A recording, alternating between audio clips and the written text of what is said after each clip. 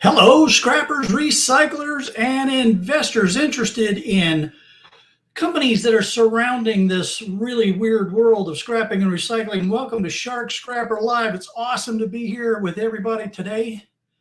Busy day. The day got away from me. It just turned into a whole lot of stuff going on. So I actually pushed the button I don't know, a few seconds or so late here, maybe a minute or two late. Terrible. Scrapping Irish, welcome to the channel. Andrew Powell from New Zealand, great to have you here. HH Recycling, always great. That's right, recycling. Bush Dog Scrapper, E-Waste Mike, Dave Feely, Roger from CU Scrapping, JR Cat, Electronic Scrapper. It is great to have everybody here.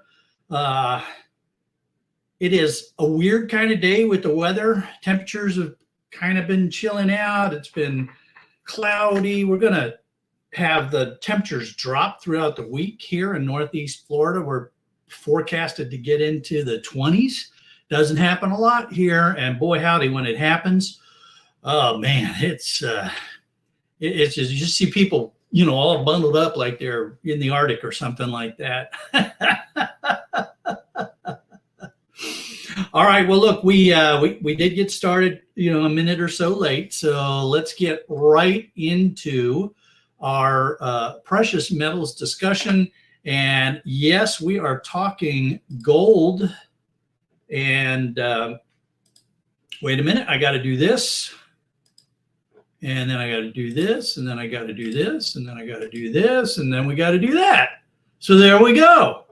Gold, 2062.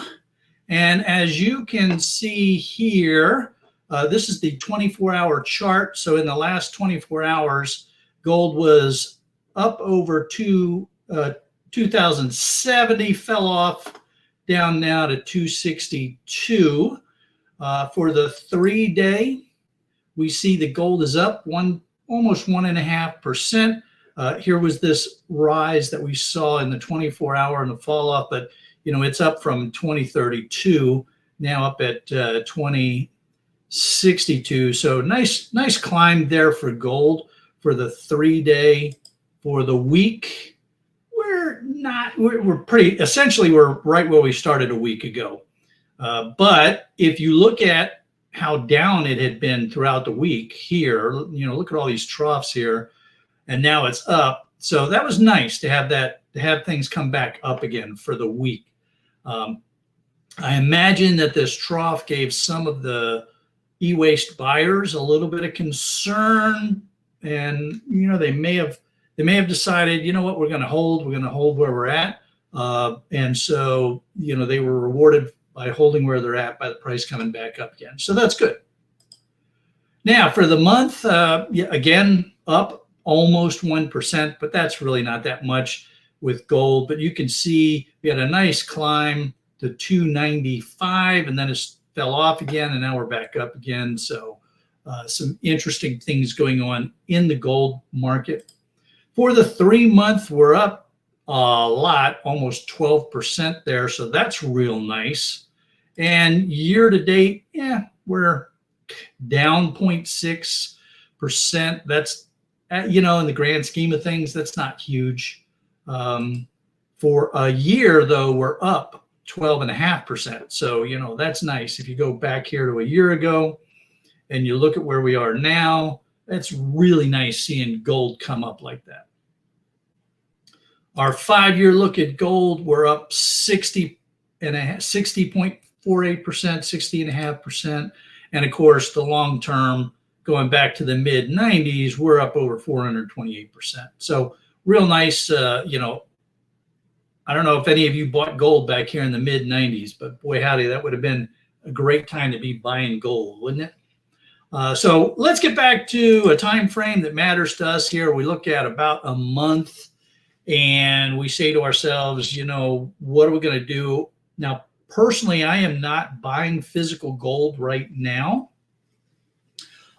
It's just a little bit rich for my blood right now. I'm also not selling my physical gold right now. I'm going to hang on to it for a little. I don't have a lot of physical gold, and the physical gold that I have are things that I've just always said I wanted to have.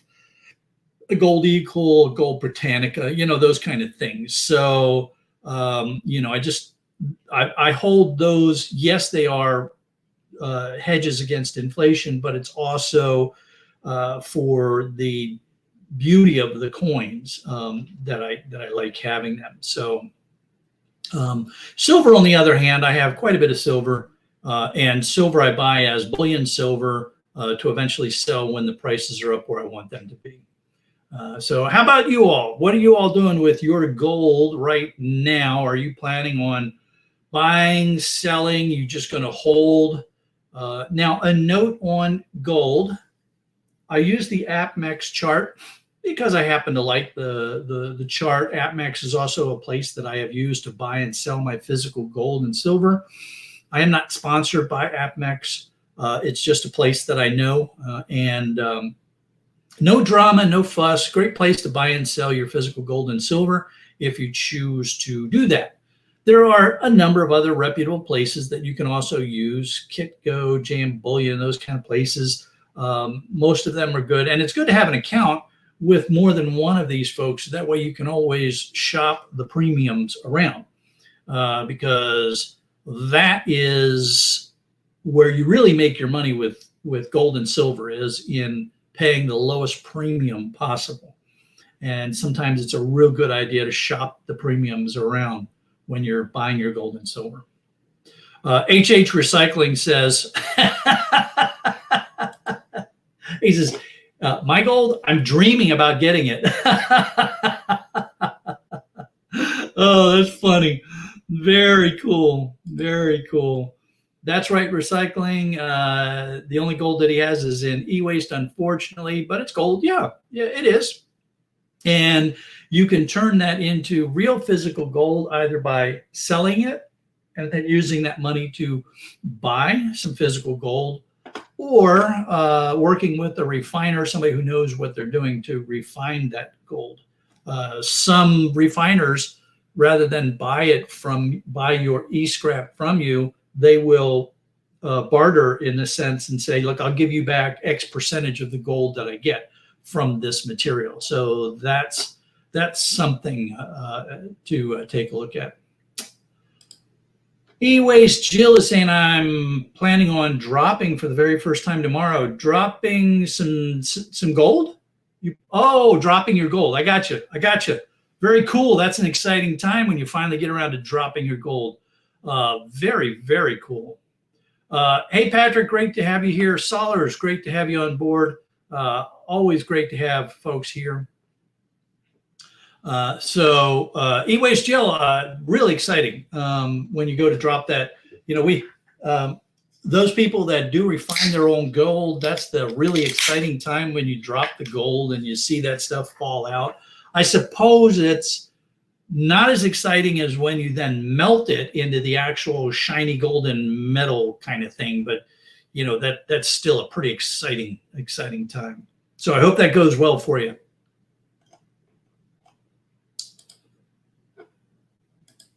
And if you heard the click, then yeah, that was me opening my Coca-Cola. Helping to support one of my stock investments, Coca-Cola. All right, you'll notice that the Christmas tree is gone, and in its place is a great big calendar. This is a write-on, wipe-off type calendar. Mrs. Shark and I are into the planning phase for the move. So for any of you that aren't aware of what's going on in 2024, the shark is migrating to a new habitat. It looks like it's going to be Asheville, North Carolina. And I have been told now by folks from North Carolina that it is pronounced Asheville. Now it's spelled Asheville, but it's pronounced Asheville. So when you hear me say Asheville, I'm trying to make sure I say it the way the North Carolinians would say it. It's an exciting time. It's going to make for a very weird 2024 as we sell one house, buy another house, move the shark cage, just all kinds of stuff going on. We don't exactly know what the timing's going to be, but we're working through all of that. Now, our safety note for today. This is kind of Northern Hemisphere specific safety note, so I apologize for Andrew down in New Zealand. But today's safety note is snow and ice. Boy, how do you got to really watch out for your snow and ice when you're doing stuff outside. So obviously there's the slip and fall issue of snow and ice, in particular ice. You just can't get traction on ice. And you know, I've had some bad falls myself. I've known some people that have broken bones because they fell on black ice and other ice. For those of you not familiar with the term, black ice is when ice forms a sheet on the black asphalt road or sidewalk, and you can't tell necessarily that it's ice, and so it's very easy to slip and fall on it or get a car accident from it. So ice is the worst thing in the world because just there's no traction and you're going to go down unless you've got ice boots or something like that, with the spikes and everything. And then snow can be problematic for its own reasons. When you walk on snow enough, the pressure melts the snow, it refreezes into ice. So you can get ice with the snow. At least with snow, you can get traction, but snow also hides things. And so you frequently have to get the snow out of the way in order to get at what you're trying to get at. And shoveling snow is an extremely dangerous thing. There are a lot of people that have cardiac events or sprain their backs, pull muscles and such from shoveling snow.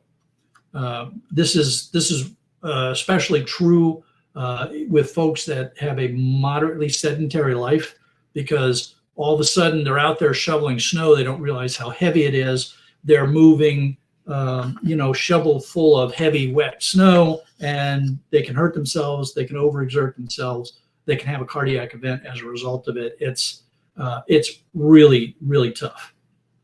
So you need to really be careful when you're out there moving your snow around. Watch out for your ice. And, if it's getting really, really cold where you are, be careful if you put down salt or other things like that, because, yeah, it might melt the snow, but at some point it could potentially refreeze again. So understand what the refreeze temperatures are for the product that you're putting down to take care of the snow that you use salt or other chemicals on to get rid of. Speaking of snow, there's Cruiser Mac. I say that, but it's like there's so many people across the U.S. right now that are dealing with snow too. Yeah, what are you going to do? It's winter, right? That's what's supposed to happen in the wintertime. It's supposed to snow. So just be careful out there, everybody. Watch out for that snow and ice. Use a little extra caution when you're walking around, especially if you're carrying your scrap around and things like that, because we really don't want anybody to get hurt from the snow and ice. All right, so moving now into our industrial metal for today, we're talking copper. Now, copper didn't have a great run here. Let's see. Let's go to the day. It's going to think for a little bit before it goes. All right, here we are. Here's the week. I don't know why I didn't want. Oh, I know, because this chart doesn't go to the day on the weekends. That's right. So here we are for the week. We see a lot of volatility with copper. Let's go to the candlesticks. You've heard me talk about the candlesticks, and you can. One of the things that I like when I see the candlesticks is, the red is telling you the prices were dropping. The green says they were closing up during those periods. So it helps these trends to really stand out when you see these greens and reds on the candlesticks. And what it's even more beneficial for is when you zoom in a little bit. So we're gonna zoom in here, and you can see that we had these climb outs here, and then some volatility in here later in the week. Then it dropped again. Now it climbed back out, and then you had this volatility going on here where you see green and red candles next to each other, and then it just drops. And now we're down here in this. It was, close to the end of the week, so not much happening in here. We'll see what happens. But just a lot of volatility going on with copper right now. If we go look at the month, we can see that overall copper was basically, dropping for the later part of the month. You can see just this drop here for the later part of the month. Had a little bit of climb and then was just falling off here. So, I imagine that most of the scrap yards out there dropped their prices a little bit. Rick Havoc, welcome. Great to have you here.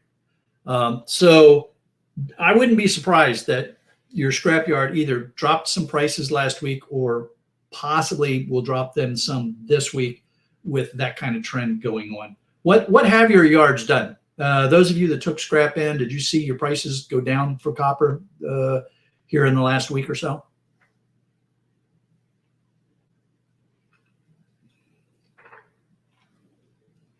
Hey, Urban Prospector, be careful, man. He's got us in his ears, and he's going to go shovel out the driveway. So we were just talking about that, man. Be careful. Don't hurt yourself. All right. So let's take a look at the 6 month for copper.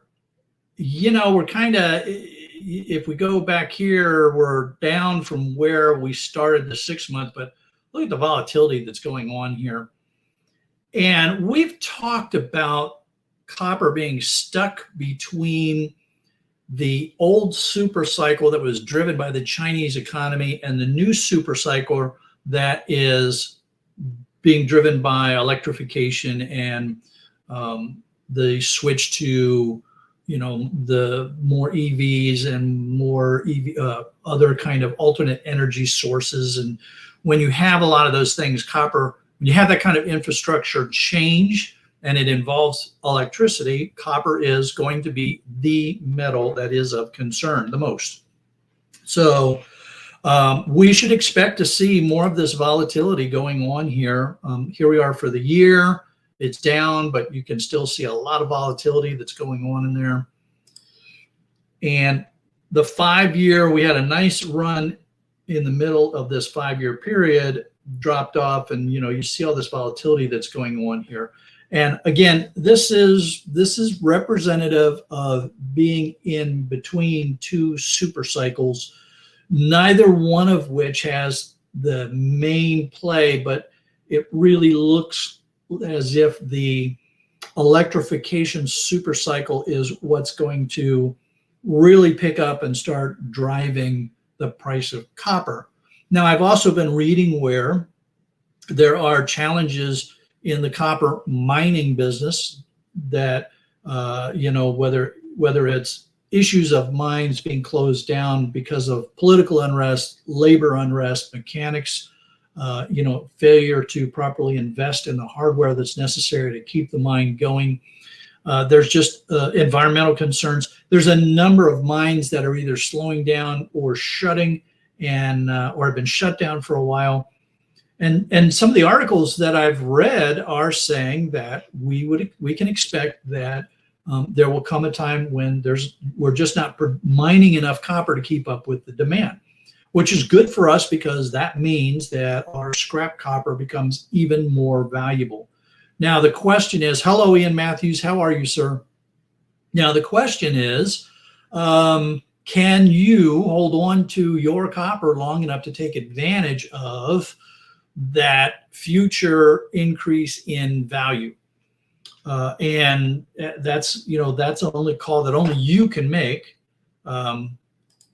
because like, let's say it was 10 years ago, would you have been able to hold on through these downturns, or would you have been tempted when it came back up to say, all right, I'm selling, I can't hold it any longer? you would see this next downturn and you'd say, oh man, I'm glad I sold my copper. Then the copper climbs again in the, coming out of 2020, and you're like, oh man, I wish I hadn't sold my copper. But let's go all the way out. Let's go out as far as this chart will go, back to the mid 1990s. And, you see how copper has climbed out here, and you see all this volatility going on. You holding copper, if you're someone who's holding your copper, it's challenging because you've got this volatility, these swings that makes you question what you're doing. Now, I kind of solved that challenge for myself by holding some of my copper. You've heard me say this many times. I'm just going to keep repeating it. I hold about 10% of my copper behind for what I call my strategic reserve, for when I'm really going to get some good value out of it. Now, what is that good value? I don't know. That is one of the weaknesses of my position right now, is I haven't decided what that value is that I will sell my strategic reserves. So I'm kind of, that part's a little bit weak. But because I'm holding it, I can make cash flow with my lower grade coppers, my insulated copper wire, my copper number 2, and then I retain the Bear Bright and the number 1 copper as the strategic reserve, that at some point I either will have to sell it because I just absolutely have to have the money, or I'll say, okay, I've done well enough, it's time to sell. That is the approach that I take as a way to not drive myself batty with what I'm going to do. Now, the other question, and Ian brought it up, in a comment that he made up here. Let's see, I believe this was the one. No, wait a minute. Where is it? Here we are. The challenge is space. So we're not going to talk about Ian Matthews' shed and the amount of space that he tends to have in his shed or not have in his shed. That's best left for the fun of Scrapping Irish's live stream. But the point does come down, how much room do you have to store your copper? And can you seal that copper up so that it doesn't become so oxidized and blue that your yard doesn't want to pay you good prices for it? Those kind of things can be real drivers in your decision about what to do with your copper. Let's see. We've got a comment here from Rick Havoc. Some of the demand might be determined by how quickly charging stations come online.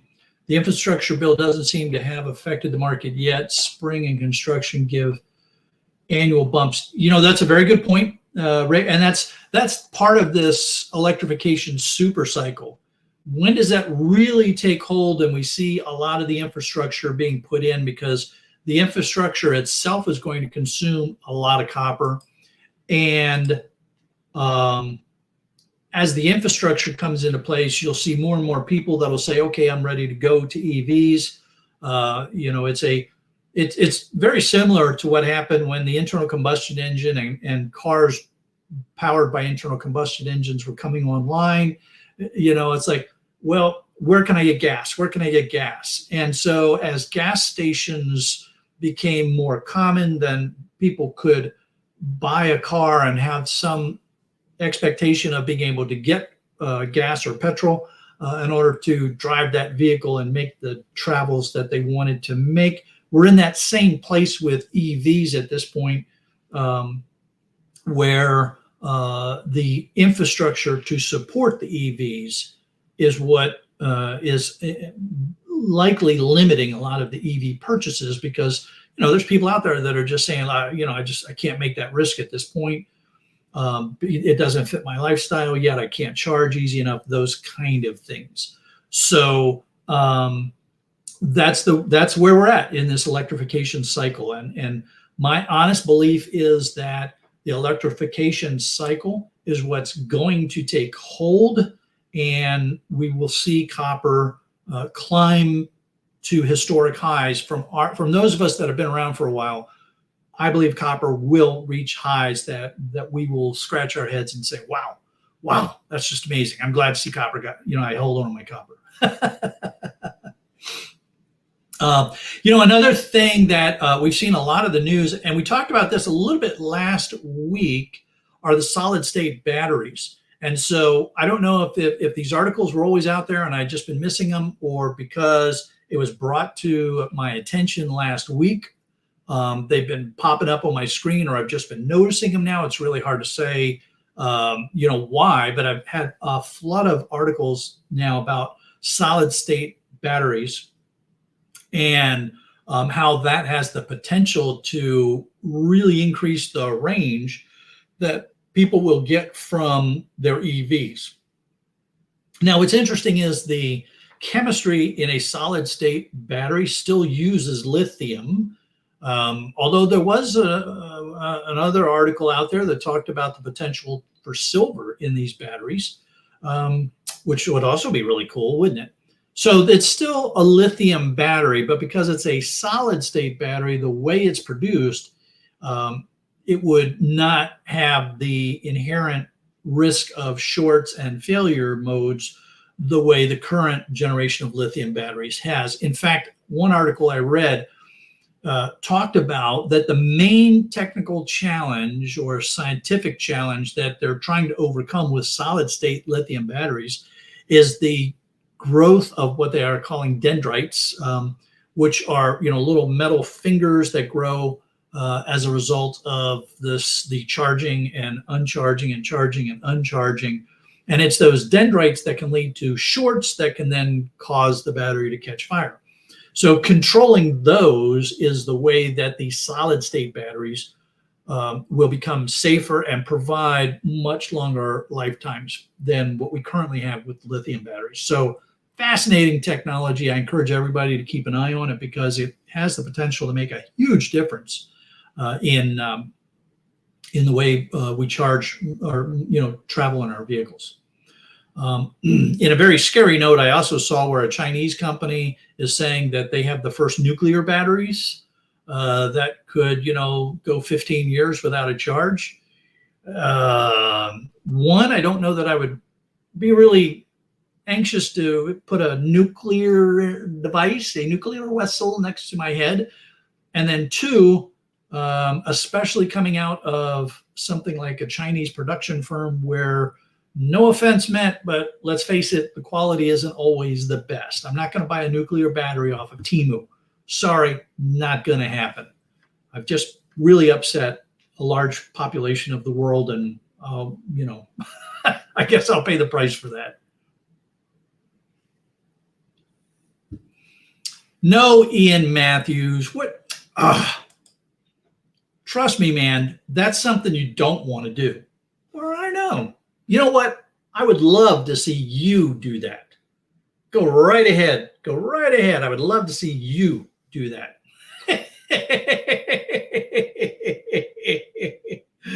Oh my. All right. Let's move along here, shall we? Our business note for today is planning. It is a big issue for me right now because I am, you have this huge event going on with the move in 2024. So planning is very, very important for me right now. Timing out when to leave this house when my lease expires on my business facility and moving into the next house. There are so many fingers in the plan, but just because you're not doing anything major doesn't mean you shouldn't also be planning for the year. Now, ideally, you would have already built this plan, but if you haven't already built a plan for 2024, I encourage you to take a little bit of time and just say to yourself, okay, what am I going to do in 2024? What is my plan? It could be as simple as I'm going to put up one YouTube video a week. it might be infinitely more complex. Like, I'm going to make this I'm going to make my hobby a real business. It might be I'm going to continue working in my business, but I'm going to devote X number of hours a week, a month, whatever, to scrapping. You want to plan these out and write these down, and you don't have to necessarily use, write on wipe off calendar like this. There's all kinds of tools that are out there for you to do your planning on. But the cool thing about writing down your plan and your schedule is that it helps you to stay on track. And when life comes along, and it always does, you understand when you are diverging from your plan and how you're going to get back on your plan. So a plan is a really important thing to have. The granularity is up to you and what is going on. And, is also one of those things where, so for me, right now, I've got this big plan. There's certain milestones that are being driven, like when my lease expires. That allows Kelly, Mrs. Shark, and I to put in place things like, okay, we need to get up to Asheville during the winter so we can assess what the winter's like up there. We need to talk to a real estate agent while we're up there. We need to, I want to talk to a couple more business partners while I'm up there. So I can work backwards from, all right, we want to go up sometime in the winter. Now let's go backwards from that and set up appointments and things of that nature. So your plan and the granularity of your plan is always going to change, but it's, you want to have some idea of what you're doing. Now, when I was working in business, when I was in a couple of the defense companies that I worked for, we actually had 5-year plans. And we would work backwards from those 5-year plans to a 3-year plan to the 1-year plan, and then quarterly and monthly. Very important in that, in our industry, that we approached it that way, because that way we were able to make strategic decisions about our research and development, our investments, capital investments, those type of things. So is that as critical for you? Probably not. A 5-year plan is kind of a stretch for a lot of people, a lot of independent small businesses, but not necessarily, right? There's nothing wrong with having a 5-year plan that says, this is where I want to be in 5 years. And here's how I'm going to get there. Because the reality is that if you don't have a plan for where you want to be in 5 years, you have no idea where you're going.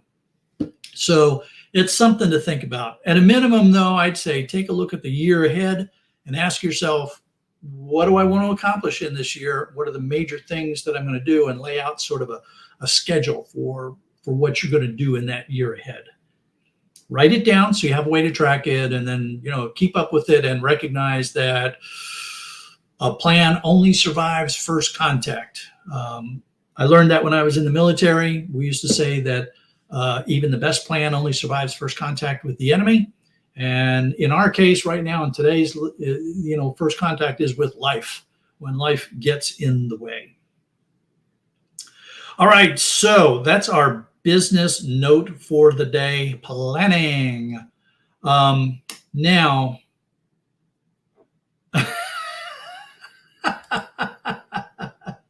Daniel says, I ruined my wife's first 5-year plan, but I'm still with her.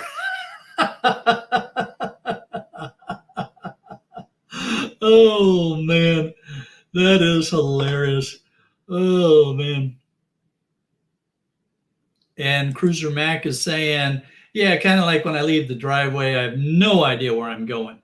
Now, Cruiser, you got to be careful, because, at some point that's more of an issue of your age than it is your lack of planning.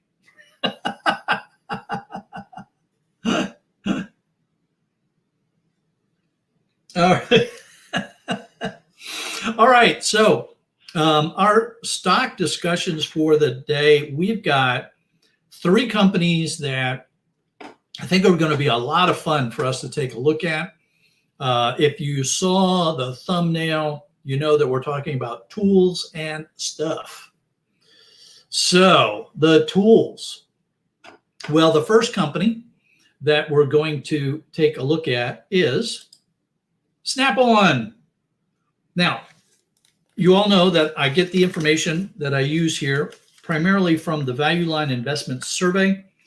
They do not take any advertising, so it's all raw numbers and independent analysis of the raw numbers. Snap-on is qualified under my rather strict requirement as having either increasing cash flow per share, earnings per share, or dividends per share for 17 years. They are qualified as what we call a Div 1. So 17 years of increasing dividends per share with one flat year. That was here 08 to 09. Now, because I'm a dividend investor, a dividend of 2.6% does not get me terribly excited. However, you know, if you have other reasons that you are going to invest in a company and you want to see growth or other such things, then, you know, Snap-on has had a real good run. Here it is graphically. Look at this. It really says a lot when you look at it from a graphical perspective. You know, you can see the cash flow and earnings per share. Other than a couple bumps along the way, you know, they've had a nice good climb. Here's the dividends constantly going up. That's what you want to see in an investment. But you also have to say to yourself, okay, wait a minute, have they just gone too far? Is this not the right time? And the folks at Value Line Investment, yeah, they kind of think may not be the best time to invest because they see no great motivation to take a stake in a position here. The recent price and earnings, the issue is merely an average selection for the coming 6 to 12 months. And given the recent uptick in value, the stock offers lackluster capital appreciation in 3 to 5 years. What that means is you could probably make a lot more money by buying another stock and then selling it in 3 to 5 years than you would if you bought this stock and sold it in 3 to 5 years.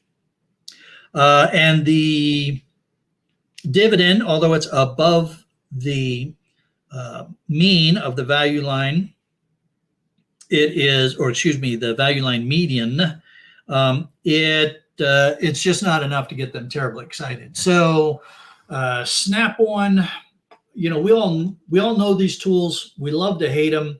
Cruiser Mac, I believe, has quite a collection of Snap-on stuff. Is that correct, Cruiser? Didn't you make a huge investment in some Snap-on tools? Or was that just the tool chest that you bought? I'm trying to remember. Anyway, Snap-on makes great tools. Will I invest in them? Yeah, probably not. It just doesn't get me terribly excited. Just not really that exciting. So the other tool company that we all love to hate, or we love or hate, Stanley Black & Decker. They have a little more of an appeal to us. First of all, they are a Div 0. So 17 years of increasing dividends per share, no flat years here. So that already makes them a little more of an interest to us. Their yield is a little bit higher at 3.3%. It's not fantastic, it's not. It doesn't get me terribly excited. I got to tell you. And the price, $98.16. They're not exactly cheap either. So, is this a reasonable place to make your investments? There are plenty of other stocks out there where you can get much better return on the money. So if it's just for the dividends, then I would say go look at some other places. But if you feel strongly about wanting to have tools or tool makers in your portfolio, then maybe this is a place to look.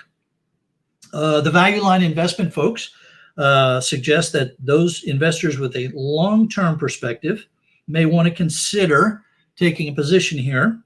Despite the increases in its recent value, the stock still offers attractive capital appreciation potential over the coming 3 to 5 years. So if you buy it at this price, you have some reasonable appreciation in the next 3 to 5 years, meaning you could sell it at a higher price in the next 3 to 5 years and make some good money on it.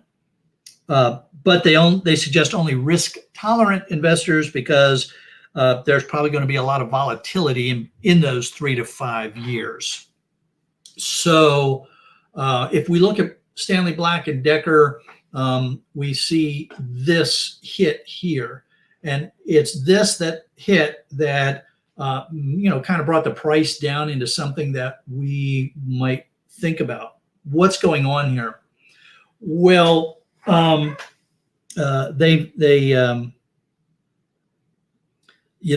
just run into some challenges with their performance and their inventory, and that kind of has really given them some rub there. So I don't know.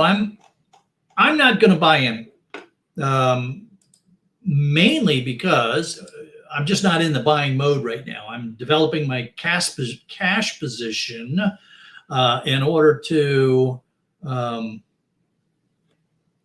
prepare for my move. So, it's for me, it's part of the plan right now. I need cash. So I'm not going to be buying any stocks this year, most likely. Now, even if I was in a buying mode, I just don't see that either one of these offers me sufficient dividend potential for me to put into my portfolio. I tend to be a really boring investor, right? I look for a good dividend with a good company. I buy it, and then I just hold it, and I keep adding on to it. So for me, I don't think either one of these would be a really good fit. Of course, having said that, I'm not a certified financial planner. I'm not licensed to make these kind of recommendations to anyone. This is just me sharing the way I look at the stock market. So you would have to make your decisions and do your due diligence. But there is a stock that a lot of people really love, and in today's Value Line Investment Survey, this is the stuff part. So I'm wondering, when we talk about stocks that are stuff, things, I'm gonna let you all drop some comments real quick. What do you think is a company that would be, something that the Value Line Investment folks would look at? So, pretty good size, reasonable company that makes a lot of stuff, a lot of different kind of stuff we all use. I guarantee you, somewhere in your house or your shop or your business, you have some of the product from this company. I can guarantee that you do. So let's see. Bingo, bango, look at that. First comment dropped. Homer's Reluctant Honesty, 3M, nailed it. I mean, just that's we're spot on there, guys. Those of you that look at that. Scrapping Irish chimed in with 3M. Daniel chimed in with 3M. This company, you just from an investment standpoint, there's a lot of goodness going on right now. Now there's some challenges to be sure, but and we're going to talk about those, right? So 3M. Ticker symbol is literally 3 M's because they used to be Minnesota Mining and Minerals Company. Their dividend yield 5.7%, and it has been higher in the past. That is, that's a yield I can get behind, right? That's a good yield. That's why you see it's shaded in gold. That's just a nice good dividend. I own some of this, so that should have been in green. I wonder why it's not green right now. So just, to be fair, I just want to make sure everybody knows that I do own some of 3M. So, and at $106 for this kind of dividend, yeah, that's a very reasonable investment to make. And you can see over here, they're a div 0. So 17 years of increasing dividends per share, actually quite a bit longer than that. So definitely something to look at. And if we look at the graphical perspective, oh, whoa, wait a minute. What's going on here? What is this stuff? What is this? What is the cash flow and earnings per share dropping off like this? Look at this, dropping like a rocket going on here. What's up with that? Well, I'm sure that some of you have kept up with the news on this. And so, yeah, what, here's the ugly part of 3M.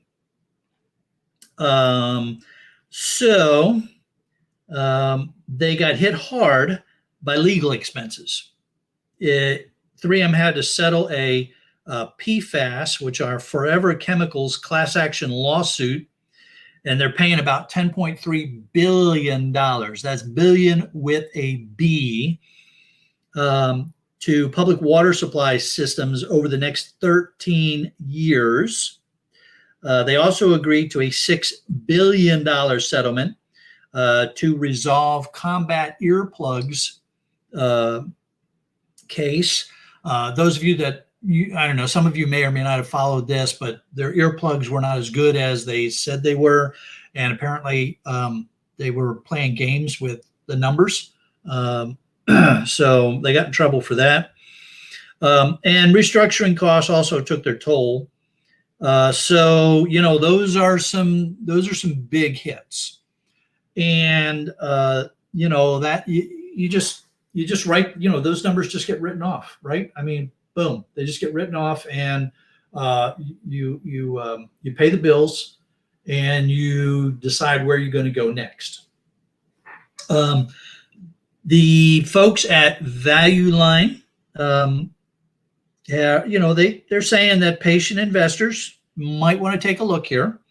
The legal struggles have put the shares under pressure over the past few months, and they may make them more volatile in the near term.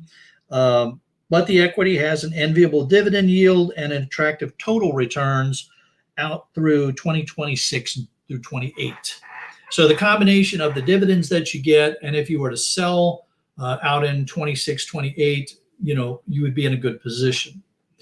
But this is where we as investors have to ask ourselves, not just, am I willing to accept the volatility, the potential ups and downs and stomach churns that could go on with this, but how do I feel about a company that was putting Forever Chemicals into water supplies and, was not being upfront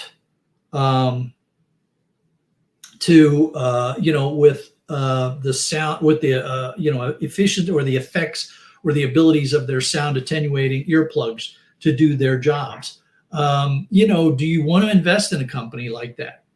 Now, my personal feeling is that overall 3M is a good company, and 3M tries to do the right thing. They probably have had, like all big companies, they probably had some bad actors that tried to get away with things, and that drives everybody down. But again, you've got to ask yourself, do you want to be associated with a company like this? Because when you invest in the company, you become a part owner in the company, and you have to be able to say to yourself, yeah, I'm okay with being a part of 3M, or I'm not okay with 3M. The Forever Chemicals thing, I got to admit, it gives me a little bit of pause for concern. Although I do, I go back and I say to myself, there was a time when people didn't understand the dangers and the risks associated with Forever Chemicals. And they've owned up to it, and they're going to pay the price for it, and we're going to try to move on from it. But that's a decision that each and every person needs to make. for every company that they're going to make an investment in. So yeah, that's a really, those are really challenging things to do. So I don't know how many of you have invested in various companies, and if you're planning on investing in 3M or other related companies. So Rick Havoc is saying here, let's see, Rick Havoc is saying that if I had a single hair, I would have put everything into Tesla when it was $100. Well, hindsight is 50-50. Tesla could have failed just as easily as they've been successful. So you always have to be careful when you invest in companies when early on, before they're proven. Everybody likes to say, oh man, I wish I'd gotten in on the ground floor of that, but there's a lot of risk with getting on the ground floor of these things too. So that's why I'm really boring with my investments. I avoid ground floor type of things, and I invest in the safe stuff that's going to generate good long-term dividends for me.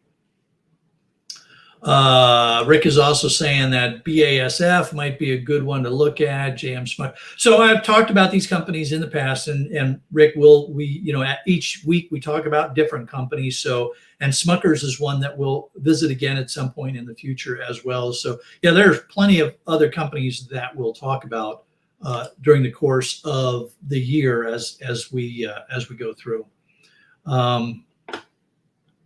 Let's see. Yeah,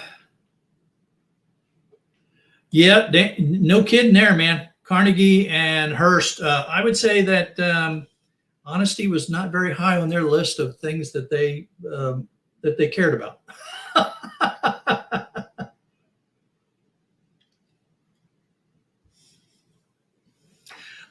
So yeah, yep, definitely something that you have to think through there.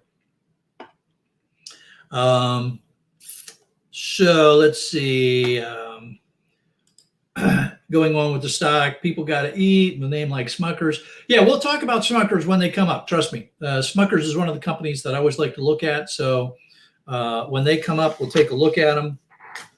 They're in the food industry, and I don't remember how soon they'll be getting reviewed. So definitely be taking a look at them.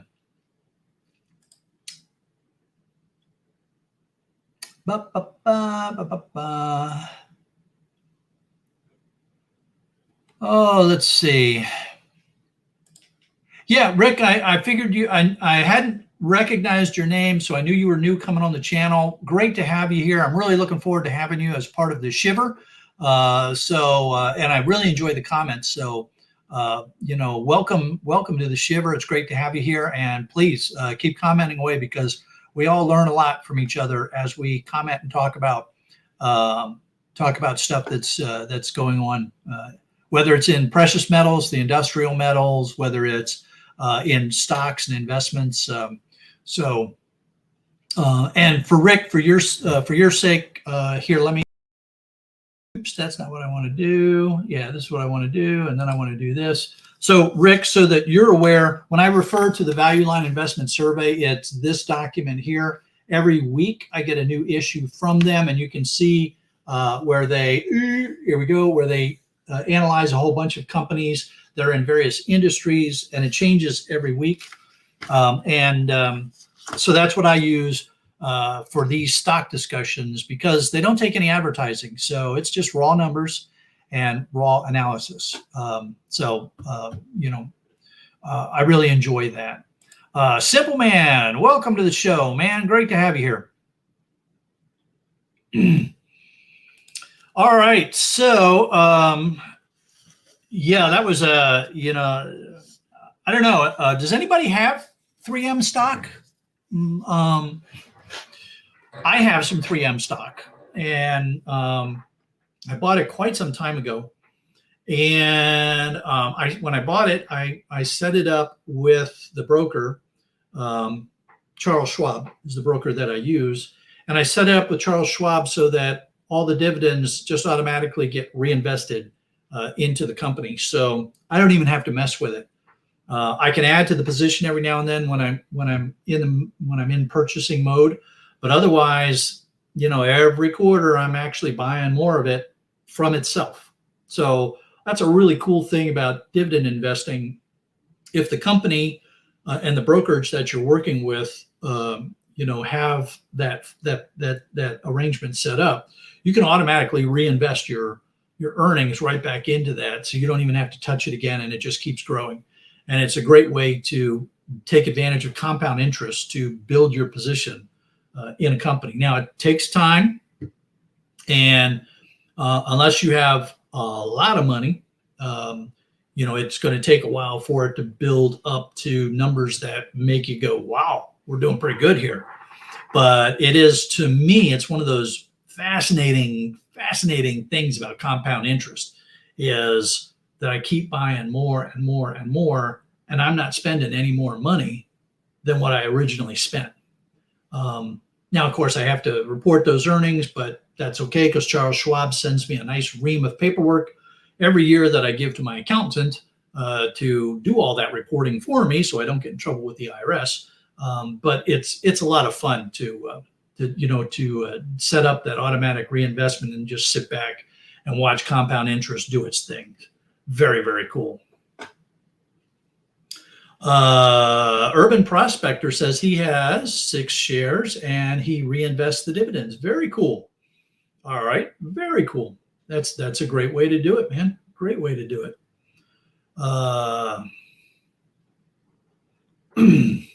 And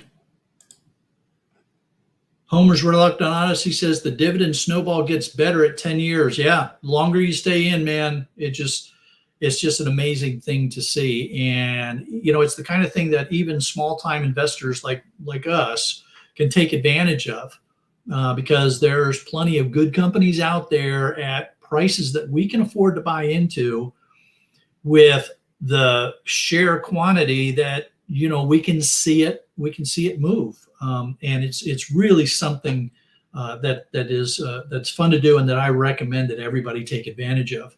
And I encourage, I always try to, especially younger people, I always try to tell them, look, pick some amount of money every month that you can invest. Instead of going out to dinner every weekend or whatever, take some of that money that you would otherwise just waste on things that will give you nothing in the long run, and put some of it into stocks. It doesn't have to be a lot as if you're in your 20s, 30s, and you start investing in safe and secure dividend paying stocks. Yeah, it's kind of boring. It's not all exciting and everything, but holy cow, by the time you get into your 50s and 60s, if you've done that religiously and you've let the dividends grow through compound interest, you're going to be in a great position, assuming that you've picked good quality stocks that are paying reasonable dividends, which is why I use the process that I use, that they have to have been going for at least 17 years of increasing dividends per share, because that's a pretty good sign. So anyway, Urban Prospector is saying that he needs more patience for building stuff. You don't need as much to rip stuff apart. Yeah, that's very, very true. It's very easy to tear stuff apart. Well, I say that, but sometimes the scrap fights back, as we have all seen from the scars that some of us have. Oh, man.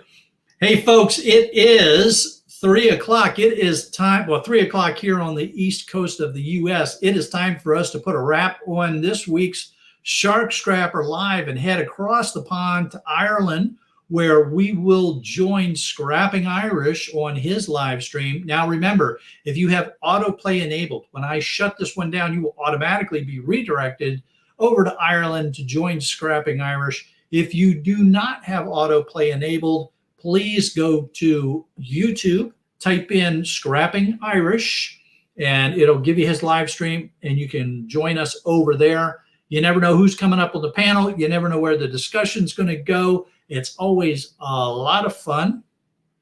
So I look forward to seeing everybody over in Ireland. If I don't see you over in Ireland, have a great week. Be safe and watch out for that snow, everybody.